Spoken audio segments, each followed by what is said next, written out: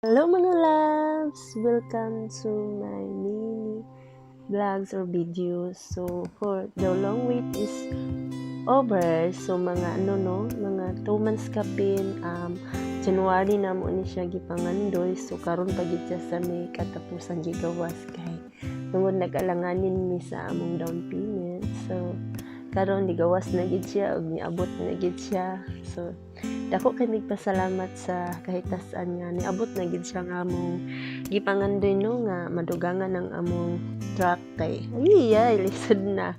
So kabalo gyud ko nga pag mogawas na ni siya is mo gid ni siya ang mubuhi na pud sad sa amo no.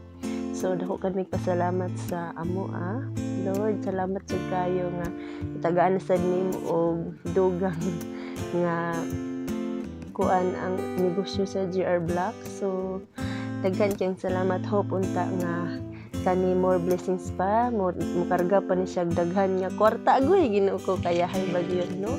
So mo karga siya puno-puno gyud nga daghan kwarta para pod daghan ang matabangan sa GR Block pod kun og dako kay mong kalipay gyud kay kana bitang wala ka nagdahom, wala ka nag-expect. Pero gi-process nimo siya, gilihok na mo siya.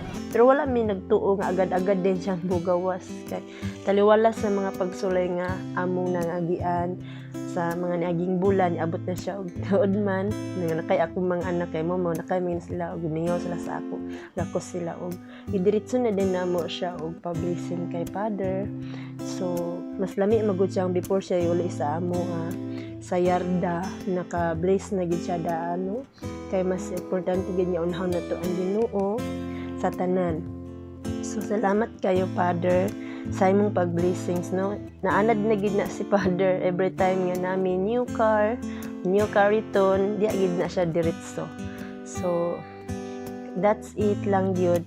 So daghan kay salamat Father no nabunyagan nimo siya og una unta daghan pang grasya nga moabot sa amo og more projects to come. Grabe gyud ang among kalipay karon nga wa mi nagdahom nga mogawas siya abi na mo og dili madayon or dili pa layo pa kay mas nice nun tong dili ta magdahom no kanang surprise lang gyud kay ang Ginoo gid ay kung kanus niya ihatag sa imo kusa gid nang ihatag niya sa imo basta manikamot lang ka og bisag todo gusto na nimo siyang makuha apan di naagi mga rason nga dili kay ang Ginoo ra na side sa tanan ug kanus agid siya maabot sa imuha. So naagid siya right time nga ihatag sa imuha.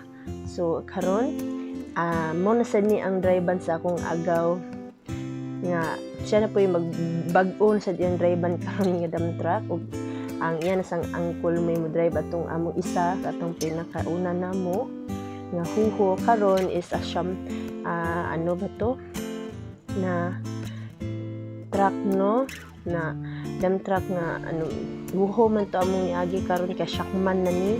So niabot na gid siya sa yarda na mga loves. So yan po yung gray na pinakauna 5 years na yan tapos ito na yung pangalawa na brand new gid tayo brand new na sila both pero I think yung gray na huhu dump truck is 2019 then 2019 yes then this time is 2024 so mga 5 years siguro kapin na siya nabaguan kay ngano mas nami dito dili utang no kay ayahay utang mangaling siya pero gamay ra. So kaning tanan Lord daghan kaayong salamat kaninyo kay kani gid ang akong gipangandoy gyud since pag-open pa lang sa bagong taon since 2024 January nga new car di ko gusto og private car kalas sa og tubil gusto ko dump truck kay mokita man ta.